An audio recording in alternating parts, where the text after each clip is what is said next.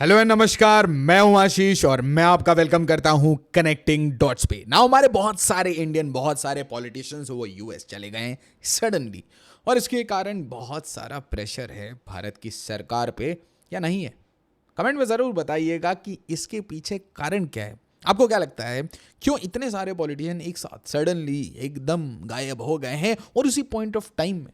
क्योंकि पीएम मोदी के ऊपर प्रेशर है, ये तो बिल्कुल लाजमी है, ये पब्लिक इंफॉर्मेशन है, भारत के ऊपर प्रेशर है। और उसके बाद कॉन्डोलीजा राइस, एक सीनियर डिप्लोमेट, एक्स डिप्लोमेट, वो कहती हैं कि क्या यार, लाई डिटेक्टर टेस्ट कराओगे? कैसे पता करोगे loyalty? How will you prove? Trust करो भारत पे, लॉन्ग टर्म फ्रेंड है भारत का ना। आपको मैंने बताया कि साउथ एशियन क्राइसिस क्या हालत हो रखी है, कि एक साइड में आपको दिखेगा कि चाइना खेल रहा है, एक साइड में यूएस खेल रहा है। हर कंट्री को किसी ना किसी तरीके से कंट्रोल करने की कोशिश है, बहुत क्लियर कोशिश है। जैसे आपने देखा रिसेंट बांग्लादेश, म्यांमार में मैंने आपको बताया चाइना और बिग बॉस कैसे आपस में खेल रहे हैं। श्रीलंका की कहानी बताई, पहले चाइना के गोद में था, बिग बॉस के गोद में जाने वाला है, और मोइजू को भी very soon he might be removed. वो मोइजू की एक खबर आई थी, अगर आपको याद हो तो, कि मुझे हटाने वाले थे। All those things can suddenly happen, आपको पता नहीं चलेगा। बट इंडिया का, भारत का जो नॉर्थ ईस्ट है, वो इसीलिए क्राइसिस में है। ध्यान से समझिए, क्योंकि एक साइड में चिकन नेक हम अभी यहां देख रहे हैं, याद रखिएगा, हम यहां देख रहे हैं, हमें देखना कहां है? हमें देखना यहां है, इस जगह पे। ये जो चिकन नेक का ये जो ट्राई जंक्शन है चुम्बी वैली का, इस एरिया में आप ध्यान से समझिए कि ऊपर में चाइना है और नीचे में आज बिग बॉस है, क्योंकि बिग बॉस ही सपोर्ट कर रहा है ये जमात इस्लामी, अंसरुल बांग्ला, ये एबीटी, ऑल दोज, जिनको भी जेल से रिलीज किया जा रहा है, क्योंकि जो सड़े हुए दांत वाला आदमी है, ही हैज बीन पैराड्रॉप्ड। इसे पैराड्रॉप किया गया है, और पैराड्रॉप क्यों किया गया है वो आज आपको समझ आ जाएगा ना। यहीं पे मेरा आपसे एक क्वेश्चन है कि क्यों हमारे leaders, opposition leaders, during a sensitive time of election, JNK में इलेक्शन है, और जेएनके में बहुत टाइम से इलेक्शन नहीं हुआ।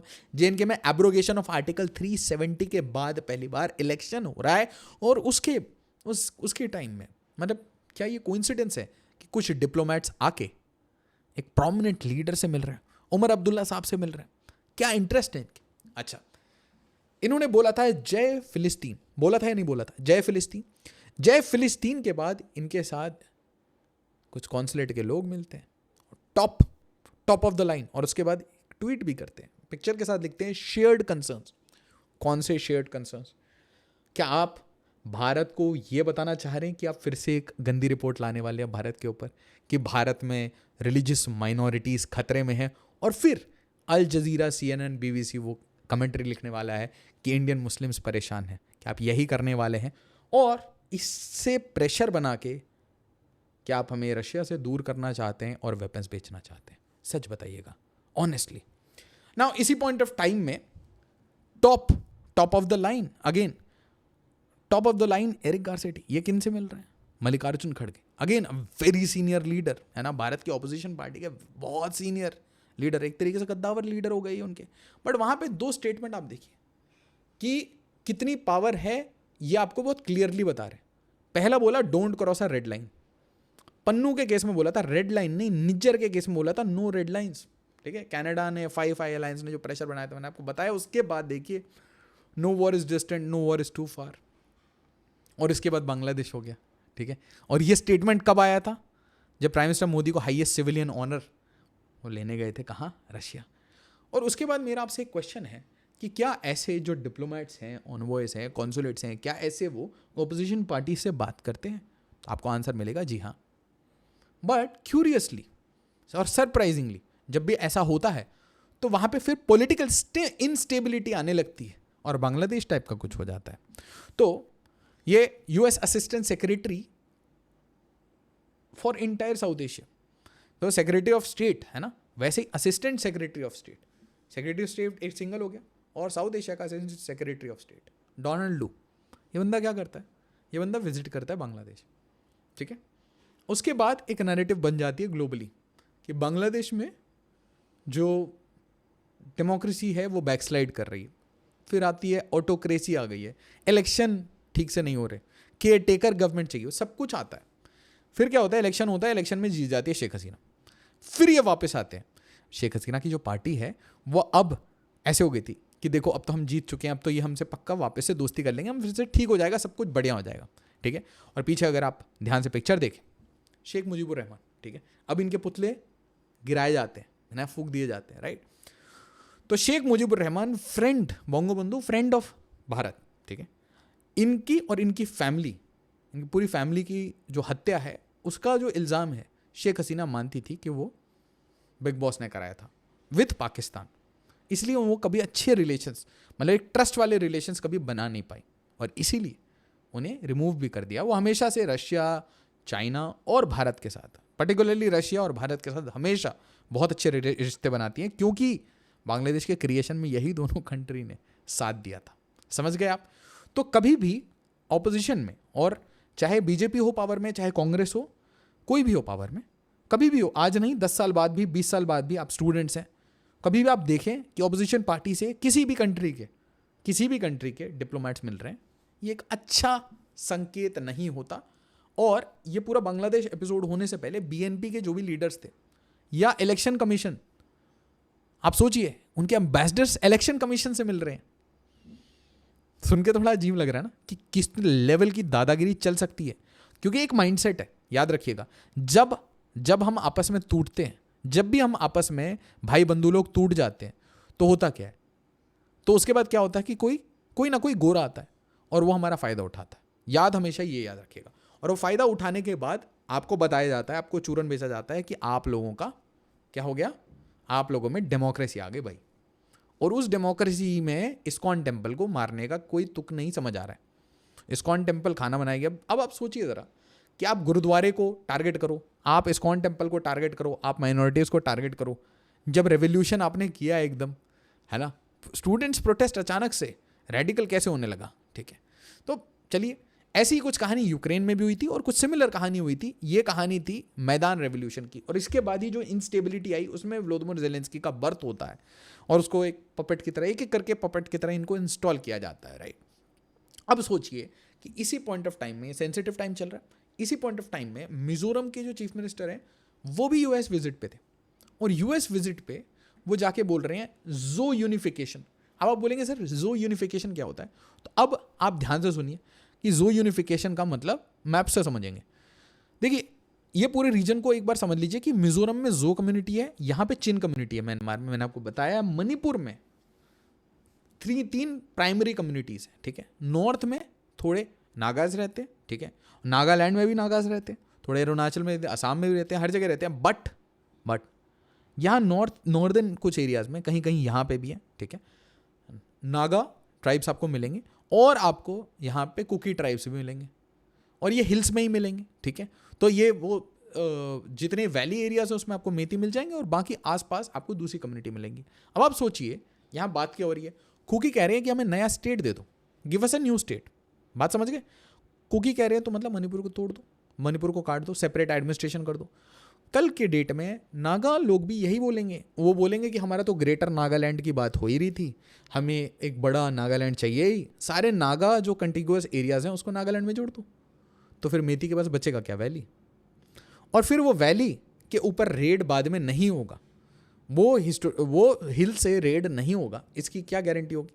तो धीरे धीरे क्या मणिपुर को श्रिंक हो जाएगा ना, मणिपुर विल श्रिंक, राइट। अच्छा, और ये जो मिजोरम है, मणिपुर है, ये सब कुछ आज अफेक्टेड है बिकॉज ऑफ माइग्रेशन। ये हम सबको पता है, ये कहानी हमें अच्छे से पता है। अब उसके बाद आप क्या कह रहे हैं? जो यूनिफिकेशन का मतलब क्या है कि यहाँ की जो कुकी ट्राइब है, मिजोरम की जो जो ट्राइब है, और म्यांमार की जो चिन ट्राइब है, उनको एक साथ हम जो बोल सकते हैं। क्या बोल सकते हैं? जो। इनकी यूनिफिकेशन मतलब हर वो ट्राइब जो ट्राइब है, चाहे वो बांग्लादेश में हो, चाहे म्यांमार में हो, चाहे भारत में हो, वो सब एक साथ यूनिफाई हो जाएंगे। कैसे यूनिफाई होंगे? यूनिफाई तो है नहीं, तो यूनिफाई होंगे कैसे? समझ रहे हैं आप? तो ये याद है आपको, मैंने कहानी बताई थी क्रिश्चियन स्टेट की, यूनिफाई, राइट। और कहाँ गए थे? यूएस, ठीक है। नाउ एक इंपॉर्टेंट इंफॉर्मेशन, अगर आप मेरी वीडियो देख रहे हैं, ठीक है, तो मैं आपसे बहुत सिंपल सी रिक्वेस्ट है, इसको लाइक ज़रूर किया करिए, शेयर करिए, इससे मोटिवेशन मिलती है। और अगर सब्सक्राइब नहीं किया तो ज़रूर कर लीजिए। नाउ अगर आप मेरे को फॉलो करना चाहते हैं, अपडेट्स चाहते हैं, तो मालविया लाइव सर्च करिए टेलीग्राम पे, मैं आपको मिल जाऊंगा। और ये मेरा बेसिक बैकग्राउंड है, 5 मेंस 1 इंटरव्यू और 4 साढ़े 4 साल से मैं सिविल सर्विसेज के बच्चों को पढ़ाता हूँ और उसके बाद मैंने अपना पैशन फॉलो करना शुरू किया टू एजुकेट द मासेस। मेरी ये कोशिश रहती है कि जो मिस इन्फॉर्मेशन डिसइन्फॉर्मेशन जो फैल रखा है समाज में, जो एडिटेड वीडियो से बनाया जाता है, जो एक स्क्रिप्टेड तरीके से वाइट वॉशिंग ब्रेन वॉशिंग करके बनाई जाती है, मैं उसको दूर कर पाऊँ अपने लेवल पे, है ना, as a small individual. Now एक इंपॉर्टेंट इन्फॉर्मेशन, अनअकैडमी अब आपके लिए ऑफलाइन क्लासरूम्स बिहार में लेके आ चुकी है, मतलब पटना में। वी हैव स्टार्टेड न्यू, ठीक है, न्यू बिगिनिंग्स। सितंबर 27 को ये है, मतलब अब बिहार के बच्चे पटना में पढ़ सकते हैं। और अगर आप उत्तर प्रदेश से हैं तो कहाँ पढ़ेंगे? तो आप आइए सिविल लाइंस प्रयागराज, ठीक है, यहाँ पे इंग्लिश में बैचेस हैं और ये शुरू कब हो रहा है? 16-17 सितंबर को। ऑन दी अदर हैंड, अगर आप दिल्ली में और आपको अगर इंग्लिश माध्यम में अपनी प्रिपरेशन करनी है तो आप आएंगे करोल बाग, ठीक है। इस दिए गए नंबर पे कॉल करिए। और कब शुरू हो रहे हैं बैचेस? 23 सितंबर को। ऑन दी अदर साइड, अगर आपको इंटरेस्ट है हिंदी माध्यम में, मेरे को उसी में मजा आता है कि हिंदी में पढ़ना है और हिंदी में ही एग्जाम अपीयर करना है, तो 19 सितंबर। ना रिज्यूम करते हैं। इसी टाइम में राहुल गांधी जो हमारे लीडर ऑफ ऑपोजिशन है, ये भी बाहर है, ठीक है। और नेचुरल सी बात है, he will attack the BJP and he will attack the RSS, क्योंकि एक जीरो सम गेम है। अगर मैं अटैक नहीं करूंगा तो वो मुझ पर अटैक करेंगे, अगर मैं उनके अटैक करूंगा तो मैं उनके वोटर्स को धीरे धीरे कंज्यूम कर पाऊंगा, उनको अपने तरफ ला पाऊंगा और उसी से मेरी पॉलिटिकल माइलेज बचेगी। तो it is but natural for me to attack BJP and RSS, ताकि मैं उनकी आइडियोलॉजी में होल्स निकाल सकूं लॉजिकली, ताकि लोग मुझसे कन्विंस हो जाए। That is the simple argument, right. But यहां पे गलती से उन्होंने क्या कह दिया कि सिख कम्युनिटी को गुस्सा आ गया। उन्होंने ये कहा, और मैं कहूंगा कि मुझे ये स्टेटमेंट बिल्कुल अच्छे नहीं लगे। उन्होंने कहा कि भारत में ऐसी स्थिति है कि जो सिख हैं वो गुरुद्वारे नहीं जा सकते, और वो एसेंशियली जो 5 Ks है ना, जैसे कि पगड़ी पहनना, जिसको टर्बन बोलते हैं, या कड़ा पहन लेना हाथ में, है ना, किरपान हाथ में अपने साथ रखना, तो ये एसेंशियल्स ऑफ रिलीजन को फॉलो नहीं कर पा रहे। ये इसको काफ़ी वेहमेंटली क्रिटिसाइज़ किया, मिनिस्टर्स ने क्रिटिसाइज़ किया, सेलिब्रिटीज़ ने क्रिटिसाइज़ कर दिया कि ऐसा नहीं है, कैसी बातें कर रहे हो। और मैं आपको बता रहा हूँ क्यों ये बहुत डेंजरस हो जाता है। उसके बाद रिटेलिएशन भी आया कि 1984 का जो प्रोग्राम था वो भी इसीलिए हुआ क्योंकि आप पॉलिटिकल रीजंस के कारण पॉलिटिसाइज कर रहे थे, हर चीज़ पॉलिटिसाइज कर रहे थे। और देखिए, मेरी तो इन्फॉर्मेशन, मतलब जब भी मैंने हिस्ट्री पढ़ी तो इसमें यही आर्ग्यूमेंट था कि अगर वहाँ पे पॉलिटिक्स के लिए हम इतने हंग्री नहीं होते तो ये कभी नहीं होता। This Khalistan, this band wagon and this 84 के जो प्रोग्राम हुआ, जो मास किलिंग हुई, वो सब नहीं होता। That would have not happened, right. अच्छा, उसी में आपको ये याद रहना चाहिए कि कनाडा आज खालिस्तान खालिस्तान खालिस्तान रेफरेंडम डेली सुबह उठ के करता है, ठीक है। और अगर हम ऐसी कोई आर्ग्यूमेंट देते हैं जिससे हम उनको फायर पावर दे रहे हैं, खालिस्तानी तो उठ के सबसे पहली चीज़ ही बोलेंगे ना, सही बात है, सिख खतरे में है भारत में, सिख खुश नहीं है भारत में, आप समझ रहे? तो आप फॉर्डर किसको दे रहे हो? आप फॉर्डर किसको दे रहे हो? तो ये गलत बात हो गई ना, ठीक है। और कनाडा में जितने ये नेटवर्क इन्होंने बनाया, दे विल बी हैप्पी। और उससे भी ज़्यादा आपको ब्लैकमेल करने के लिए big boss will be very happy. तो आप तो कंटेंट मिल गया ना बिग बॉस को भी। बिग बॉस ह्यूमन राइट के 2 रिपोर्ट निकाल के और भारत पे और प्रेशर बनाएगा कि US religious freedoms report notes violence against Indian minority. एक बार ये इंडियन माइनॉरिटी क्रिश्चियंस होंगे, अगले रिपोर्ट में ये इंडियन मुस्लिम्स होंगे, एक बार में ये सिख होंगे, है ना। उसके बाद अलग अलग न्यूज़ पोर्टल्स इनके ऊपर आर्टिकल्स लिखेगी। तो फिर होगा क्या? भारत को वही डिवाइड एंड रूल, क्योंकि हम यूनिफाई हो नहीं सकते, यूनिफाई हो जाए तो सबको परेशानी हो जाएगी। साउथ एशिया में पैरेलल क्राइसिस है। और उस पॉइंट ऑफ टाइम में आप याद रखिए कि जम्मू एंड कश्मीर में इलेक्शन है which is a border state. तो बॉर्डर स्टेट में आप जाके यहाँ पे आपके डिप्लोमेट्स मिल रहे हैं, और उसी टाइम में जो एनसी है वो एक कोलिशन में जा रही है कांग्रेस के साथ, और वो कह रहे हैं कि हम आर्टिकल 370, इनके फादर कह रहे थे कि हम आर्टिकल 370 को वापस लाएंगे, एब्रोगेशन रहने नहीं देंगे। तो राजनाथ सिंह जी को बोलना पड़ा कि भाई आर्टिकल 370 आ ही नहीं सकता वापस, can not be restored back, no chance, ठीक है। सॉरी। उसके बाद आप देखिए कि 2024 इलेक्शन, ये जो पूरा इलेक्शन था इसको अब अनफेयर बोलना शुरू कर दिया कि पूरा इलेक्शन खराब था, इलेक्शन में कुछ रिगिंग थी। और सैम पेट्रोडा जी कहते हैं कि ईवीएम जो था, ईवीएम वो गलत है, और मुझे ये सब पता है। और मैं फिर अगर ऐसा है, ठीक है, as a teacher, as a student of public policy, मैं आपसे ये रिक्वेस्ट करूँगा कि प्लीज़ इससे सुप्रीम कोर्ट को एक सील्ड एनवेलप में सारे प्रूफ, डेटा, सब कुछ आप साझा करिए सुप्रीम कोर्ट के साथ, ठीक है। Don't share it to election commission, but please अगर ऐसा है, if EVM can be hacked then please share it. It will be beneficial for entire Bharat, सबके लिए, हमारी आने वाली जनरेशन की। बट फिर मुझे याद आ गई कि 2024 की बांग्लादेश इलेक्शन में सेम कॉन्वर्सेशन हुई थी।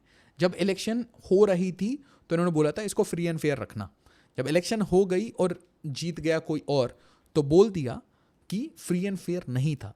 कुछ ऐसा ही, अगर आपको याद है, मैंने वीडियो भी बनाई है, निकोलस मदुरो वेनेजुएला की इलेक्शन के बाद, इलेक्शन से पहले बोला गया कि बस आपके ऊपर हम सैंक्शन हटा रहे हैं, इलेक्शन अच्छे से लड़ेंगे, ठीक है, और पूरी जान लगा दी। इलॉन मस्क ने भी पूरी जान लगा दी, यूएस ने पूरी जान लगाई थी, और जान लगाने के बाद हार गए थे। व्लादिमीर पुतिन, शी जिनपिंग जीत गए थे, दे वर वेरी हैप्पी, ठीक है। उसके बाद बोल दिया कि ये डिक्टेटर है, और डिक्टेटर ने एक तरीके से दादागिरी से ये सारा इलेक्शन निकाला है, राइट। उसी टाइम में राहुल गांधी भी इसी चीज़ के ऊपर बोलते हैं कि 246 तो ऐसे ही आ गए इनके पास, अगर ये फ्री इलेक्शंस होते तो ये बिल्कुल भी नहीं आता। फिर कास्ट सेंसस की बात आ जाती है। कास्ट सेंसस में बहुत अच्छी बात है कि अगर हम ये एकदम एक्सरे कर पाएँ भारत का, और एक्सरे कैसे करेंगे ये भी बताना चाहिए हमारे पॉलिटिशियंस को ना, फुल एक देना चाहिए मेथोडोलॉजी कि कैसे एक्सरे होगा, और अभी तक एक्सरे क्यों नहीं हो पाया। अगर डेटा कलेक्शन में हम इतने अच्छे हैं, और इस डेटा कलेक्शन में हमें एक एक्सरे इसके ऊपर भी चाहिए कि कैसे, कब, कैसे करप्शन हुआ है पूरे भारत में, और वो एसेट्स कहाँ हैं, और वो एसेट्स लैंड में है, बेनामी में है, तो उसको भी अटैच करके जब रीडिस्ट्रीब्यूशन की बात होगी तो वो जितनी भी पॉलिटिकल संपत्ति और जितनी भी क्रिमिनलाइजेशन ऑफ पॉलिटिक्स और पॉलिटिसाइजेशन ऑफ क्रिमिनल्स हुआ है उसे भी रीडिस्ट्रीब्यूट करने की एक बात होनी चाहिए, एक प्रपोजल होनी चाहिए। और सिर्फ कास्ट सेंसस नहीं होना चाहिए, हर टाइप का सेंसस करिए आप, reason census, religion census, caste census, sub caste census, sect census, ठीक है, उसका रेशियल सेंसस, सबको मिक्स करिए ना, तो कि भारत तो मल्टीपल आइडेंटिटी है ना। देखिए, आप बॉन्ड कहीं और हो सकते हैं, आप 4 कॉलेज में पढ़े हो सकते हैं, तो चारों कॉलेज के कारण आपकी आइडेंटिटी तो बहुत सारी जगह हो गई, ठीक है। अब आप अगर बैंगलोर में काम कर रहे हैं, आप दिल्ली में काम कर रहे हैं, आप 3-4 जगह काम करके आपके multiple identity, multiple language already हो चुके हैं। तो सिर्फ हम कास्ट के एक्सरे से हमको ये थोड़ी ना समझ आएगा कि इनइक्वालिटी कैसी है भारत में। अगर इनइक्वालिटी समझनी है तो लैंड की भी एक्सरे कराइए अच्छे से, ठीक है। सबसे इंपॉर्टेंट, लैंड की एक्सरे कराइए, फॉर्च्यूनर्स की एक्सरे कराइए, कौन कितने ओन करता है, ठीक है। आपको अगर समझना ही है कि रसूख किसके पास है, तो आप सिर्फ 2 ही काम करिए। आप ये देख लीजिए कि इस देश में 40 लाख से ऊपर गाड़ी कौन लेता है, ठीक है। और उसके बाद आप देख लीजिए कि 2 एकड़ से या एक सर्टन लिमिट लगा दीजिए, उससे ऊपर जितनी लैंड है, और दोनों को मैच कर दीजिए, आपको समझ आ जाएगा भारत का ब्लैक कहाँ है, सारा ब्लैक पैसा है कहाँ। कास्ट सेंसस की बात आर्ग्यूमेंट पर बहुत सही है। इस आर्ग्यूमेंट में कहते हैं कि जब भी आप लोअर रंग्स ऑफ सोसाइटी में देखेंगे, तो लोअर रंग्स ऑफ सोसाइटी में हमेशा आपको दिखेंगे कि जो दलित हैं, ट्राइबल्स हैं, ओबीसी हैं, तो ऐसी कम्युनिटीज, मान लीजिए ऑटो चालक देख रहे हैं, तो ऑटो चालक में आपको ज़्यादा, है ना, दलित, ट्राइबल्स, ओबीसी दिखेंगे। बट उसी तरीके से मीडिया की बात करेंगे तो आपको ये लोग नहीं दिखेंगे, ठीक है। तो वो कह रहे हैं कि जो रिप्रेजेंटेशन होता है वो सिर्फ सरकारी नौकरी में नहीं, हर जगह चाहिए। जॉब पे वो अचानक से चाइना की बात करने लगती है। चाइना ने बहुत अच्छा किया, वियतनाम की तरह। चाइना के बारे में इनके ही बहुत अच्छे टॉप इकोनॉमिस्ट रघुराम राजन बहुत बार क्लियरली कहा है कि we should not copy China. तो फिर ये चाइना के एग्जाम्पल दे रहे हैं, मतलब कंफ्यूजिंग है, ठीक है। क्योंकि चाइना डेमोक्रेसी नहीं है, चाइना में फेडरल कोई नहीं करता, चाइना में सिर्फ सेंट्रल करता है। तो चाइना को अगर अपनाता है कोई, या चाइना का एग्जाम्पल देता है, तो चाइना का फिर पूरा अप्लाई करो। चाइना जाके वॉर नहीं करता किसी के साथ, चाइना बहुत अच्छे से अपने आप को डेवलप करता है, शांति से डेवलप करता है। चाइना किसी भी बिग बॉस के बिग टेक पे डिपेंडेंट नहीं है, अपना वीवो है, अपना सब कुछ है। अपने बच्चों को दुनिया के लिए उसने टिकटॉक बना के बच्चों को सड़ा रहा है, ठीक है। दुनिया को ब्रेन वॉश करने के लिए छोड़ रखा है सोशल मीडिया पे, अपने बच्चों पे रेस्ट्रिक्शन लगा रखा है, डिजिटल टाइम का, हर चीज़ का, ठीक है। अच्छा, सेम सेक्स मैरिज पे कुछ नहीं कहते, क्योंकि देखिए यहाँ पे आपको एक क्लियर डिवाइड समझ आएगा कि जितने टाइम से आप देखेंगे कि Rahul Gandhi has tilted to left, और इनका ये जो टिल्ट है ये काफ़ी डीप लेफ्ट है। उसी तरीके से prime minister Modi has always been right, but he is a socialist right, ठीक है। वो हमेशा सोशलिज्म, मतलब वो सब्सिडी प्लस राइट, है ना। इसके साथ एक और चीज़ मैं आपको बताना चाहता हूँ कि दोनों की जो पॉलिसीज हैं उसमें आपको दिखेगा कि Rahul Gandhi is more federal, ठीक है, and prime minister Modi is more central. अब इसको मैं ये दोनों चीज़ों को समझा देता हूँ। फेडरल का मतलब वो ये कहते हैं स्टेट फर्स्ट, स्टेट की अपनी आइडेंटिटी, स्टेट बड़े हो चुके हैं, स्टेट को अकेला छोड़ दो, स्टेट अपने आप सब कुछ कर लेंगे, ठीक है। Prime minister Modi is more of की सेंट्रलाइजिंग अप्रोच, ठीक है, और स्ट्रॉन्ग मजबूत स्टेट्स कंपटीशन तो करेंगे वो, है ना, कंपटीशन करेंगे, कोऑपरेशन करेंगे, but he has a strong tendency to centralize. और उसके बाद आप देखेंगे कि हमारे कॉन्स्टिट्यूशन में भी इट्स क्वाजाई फेडरल, ठीक है, क्योंकि हमारा सूई जेनरस मॉडल ऑफ फेडरलिज्म है, तो बहुत क्लियर है हमारे कॉन्स्टिट्यूशन में कि that the centre is dominate, ठीक है। तो राहुल गांधी कहते हैं कि now that we have become more, हम बढ़ गए हैं, अब तमिलनाडु बन गया, महाराष्ट्र बन गया, तो अब क्या इतना इंटरफेरेंस सेंटर वेंटर से, क्यों इतनी पावर्स सेंटर के पास, ठीक है, स्टेट्स के पास ज़्यादा पावर होनी चाहिए, तो बाइफर्केट करो। उसी तरीके से आइडेंटिटी में भी prime minister Modi will always try to have that unison, किसी तरीके से ज़्यादा, है ना, मतलब मैं कह रहा हूँ 60-70% of his identity will always भी कि इंडिया इंडिया इंडिया। उसी तरीके से Rahul Gandhi will shift towards left again and he will say कि डाइवर्सिटी, आइडेंटिटी, तेलुगु, तमिल, महाराष्ट्र, मराठी, बिहारी, सो आइडेंटिटीज उनके लिए इंपॉर्टेंट है, मल्टीपल आइडेंटिटीज इज इंपॉर्टेंट, और उसमें भी सबसे इंपॉर्टेंट आइडेंटिटी कास्ट का आइडेंटिटी है। ये आपको समझ आ रहा है, ठीक है। अच्छा, आरएसएस पे अटैक तो करेंगे, आरएसएस ये कह रहे हैं कि बेसिकली ये कह रहे हैं कि आरएसएस इज समवन, ठीक है, जो एक आइडियोलॉजी थोपना चाहता है देश पे, और जबकि हम लोग हैं एक थाली की तरह, चावल दाल सब्जी, ठीक है, अलग अलग टाइप के हम लोग, बेसिकली वो डाइवर्सिटी की बात कर रहे हैं, ठीक है। और मैंने यही कहा ना, इस डाइवर्सिटी में जो राहुल गांधी है वो डाइवर्सिटी ज़्यादा ढूंढते हैं और प्राइम मिनिस्टर मोदी यूनिटी ज़्यादा ढूंढते हैं। ये दोनों में एक क्लियर, जैसे बोलते हैं ना, हमारी आइडियोलॉजिकल बायस है, इसमें आप किसी को सही गलत नहीं बोल सकते, आप बोल रहे हो ये दो अलग फ्रिंज में रह रहे, दो कॉर्नर में। अच्छा, शिव कुमार के बारे में तो अलग ही कहानी शुरू हुई थी, बोले कि ये बराक ओबामा से मिलने जा रहे हैं, आप सोचिए बराक ओबामा से मिलने जा रहे हैं, ठीक है, और ये कमला हैरिस से। बाद में इनको खुद बोलना पड़ा कि नहीं मैं नहीं जा रहा हूँ, यहाँ पे क्लैरिफाई करना पड़ा, मैं तो ऐसे पर्सनल विजिट, बट फिर भी इसी पॉइंट ऑफ टाइम में ये भी यूएस विजिट पे, उसके बाद स्टालिन साहब भी विजिट पे, ठीक है।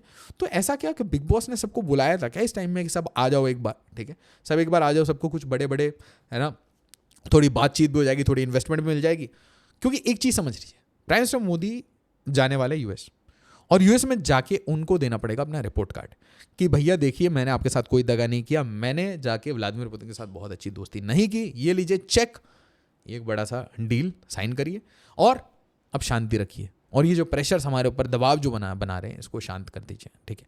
एक ये तरीका है। दूसरा, अगर आप पैरेलली देखेंगे कि एस जयशंकर साहब वो हडल कर रहे हैं, ठीक है, जीसीसी के साथ, और उस टाइम में डोवाल साहब वो हडल कर रहे हैं यूक्रेन में और रशिया में, किस चीज़ के लिए, पीस के लिए। मलोनी कहती है कि भाई prime minister Modi can do it.